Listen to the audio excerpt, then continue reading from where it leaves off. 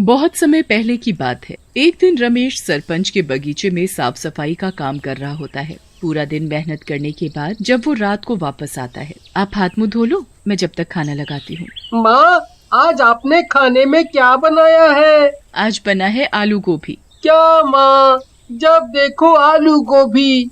मुझे तो मुर्गा खाने का बहुत मन है, पर माँ रोज रोज आलू गोभी बना देती है। ठीक है, आज ये आलू गोभी खा लो, कल मैं मुर्गा ले आऊंगा, फिर खूब पेट भर कर खाना।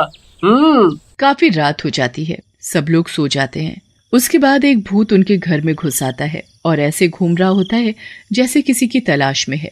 ये इस गांव का आखिरी घर था, पर अब इस घर में भी कोई मुर्गी नहीं है। अब मैं क्या करूं? मैंने गांव के सारे मुर्गे मुर्गी तो पहले ही चुरा लिए हैं, पर वो सब मिलाकर 100 ही हुए हैं। अब 101 की गिनती पूरी करने के लिए आखिरी मुर्गा कहाँ से लाऊं? भूत निराश होकर घर से वापस जाने लगता है, पर अचानक उसे एक ख्याल आता है। क्यों ना मैं अंदर सो रहे उस बच्चे को ही मुर्गा बना दूं। ऐसे मेरे पूरे 101 मुर्गों की गिनती पूरी हो जाएगी। भूत दोनों में से राहुल को गोद में उठाता है और हवा में उड़ता हुआ घर से बाहर निकल आता है। राहुल इतनी गहरी नींद में होता है कि उसे पता ही नहीं चलता कि उसे किसी भूत ने उठा लिया है। भूत उड़ता हुआ उसे एक घर में ले जाता है। उस घर में बहुत से मुर्गे मुर्गियां पिंजरों में बंद चिल्ला रहे होते हैं। उसके बाद भूत राहुल को जमीन पर लिटा देता है और उसके चारों तरफ लाल रंग का घेरा बना देता है। शैतानों के शैतान, ये है आपका नया मेहमान। भूत घेरे के चारों तरफ गोल गोल घूमने लगता है और राहुल के ऊपर जादू करने लगता है।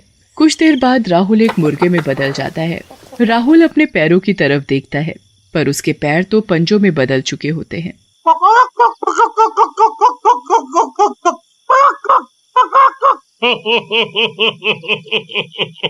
आखिर हो ही गए मेरे पास पूरे 101 मुर्गे।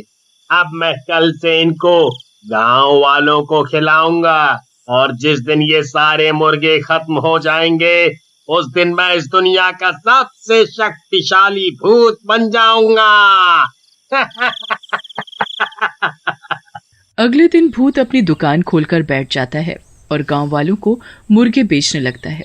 दूसरी तरफ अगली सुबह रमेश वापस सरपंच के घर काम करने के लिए निकल रहा होता है। मैं जा रहा हूँ, शाम को आते वक्त राहुल के लिए मुर्गा लेता आऊंगा। जी ठीक है। रमेश काम पर चला जाता है और कमला अपने घर के कामों में लग जाती है। किसी को अभी तक इस बात का एहसास भी नहीं होता कि राहुल घर से गायब है। राधिका भी उठकर घर के काम में अपनी माँ का हाथ बटाने लगती है। राधिका, जरा इस राहुल को जाकर उठाना तो।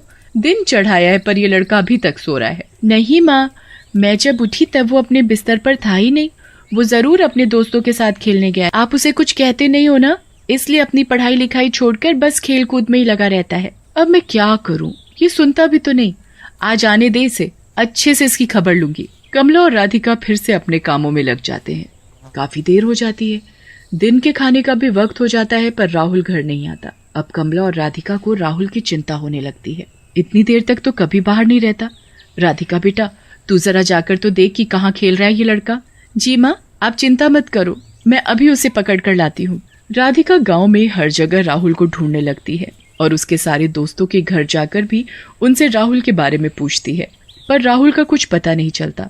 वो घर आकर अपनी माँ को बताती है तो वो और ज्यादा परेशान हो जाती है। अब तो इनके आने का ही इंतजार करना पड़ेगा, वो आएंगे तभी कुछ होगा। दोनों रमेश के आने का इंतजार करने लगते हैं और रमेश इस बात से अनजान कि उसका बेटा राहुल कहाँ है, वो सरपंच के बगीचे में काम कर रहा होता है।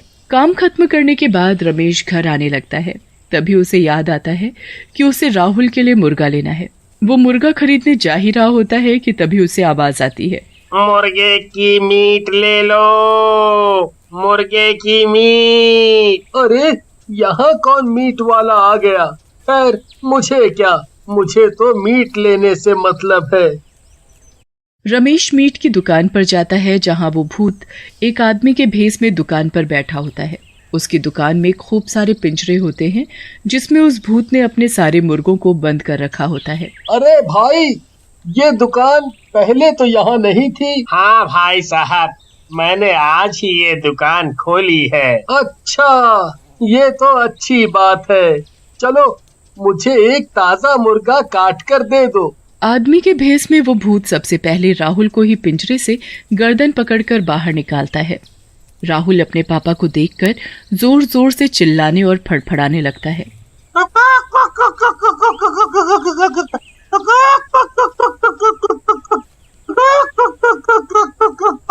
रमेश को कुछ अलग सा महसूस होता है। उसका बिल्कुल मन नहीं मानता कि वो उस मुर्गे को कटवाए। अरे भाई साहब, आप इसे काटो मत, मैं इसे घर जाकर खुद काट लूंगा। आप मुझे ये मुर्गा ऐसे ही दे दो। मैं काटूं या ये आदमी? मुझे तो इन सब मुर्गों की मीट इन गांव वालों को खिलाने से मतलब है। क्या हुआ भाई साहब, मुर्गा नहीं देना क्या? जी जरूर देना है भाई साहब। आप ये मुर्गा पकड़ो और घर जाकर ताजा ताजा काट कर खाना। रमेश उस मुर्गे को घर ले आता है। वो कमला और राधिका को ऐसे रोते देख हैरान होता है। क्या हुआ तुम दोनों को, रो क्यों रहे हो? राधिका सारी बात अपने पापा को बताती है। हे भगवान, ये कैसे हो गया? राहुल ऐसे कैसे गायब हो सकता है? अभी कुछ दिनों से मैं हमारे गांव में मुर्गे मुर्गी चोरी होने की बातें सुन रहा था, पर आज तो हमारा बच्चा ही गायब हो गया।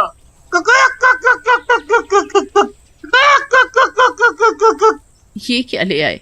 मैं तो आज राहुल के लिए ही मुर्गे का मीट लाने वाला था, पर पता नहीं क्यों जब दुकान वाला इस मुर्गे को काटने लगा तो मुझसे देखा नहीं गया, इसलिए मैं इसे जिंदा ही घर ले आया।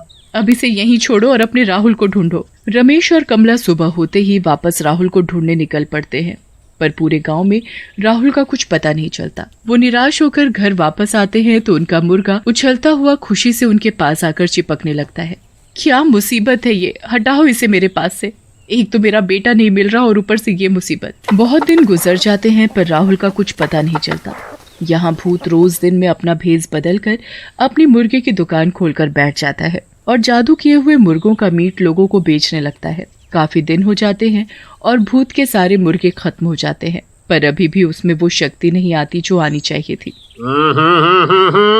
कुछ तो गड़बड़ है। मैंने तो पूरे 101 मुर्गों की बलि देकर लोगों का उनका मीट खिलाया है, फिर मुझ में वो शक्ति क्यों नहीं आ रही? आखिर कहाँ कमी रह गई?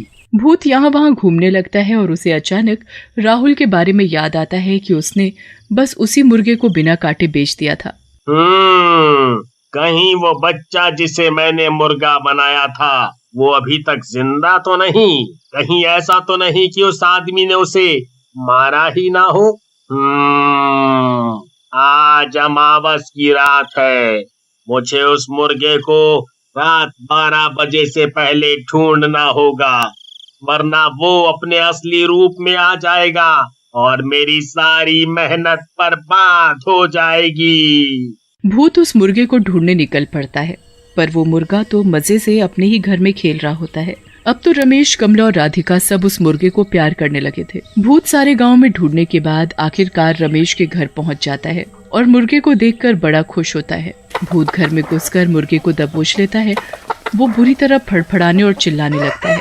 मुर्गे की आवाज सुनकर सब बाहर आ जाते हैं और भूत को देखकर घबरा जाते हैं। तूने इस मुर्गे को क्यों नहीं मारा? तेरी वजह से मेरी सारी मेहनत बर्बाद होने वाली थी। इस मुर्गे को छोड़ दो, ये हमारा है। कभी नहीं, कभी नहीं। भूत मुर्गे को लेकर भाग ही रहा होता है, तभी मुर्गा उसके हाथ से निकलकर भाग जाता है। भूत उस मुर्गे के पीछे पीछे भागने लगता है। मुर्गा कभी पलंग के नीचे घुस जाता है। भूत उस मुर्गे को पकड़ने के लिए पूरे घर में भागने लगता है। इतने में 12 बज जाते हैं और वो मुर्गा अचानक राहुल बन जाता है। राहुल को देखकर सब लोग खुशी से पागल हो जाते हैं। वो भूत वहाँ से गायब हो जाता है। उसके बाद राहुल सारी बात अपने घर वालों को बताता है और सब खुशी खुशी रहने लगते हैं।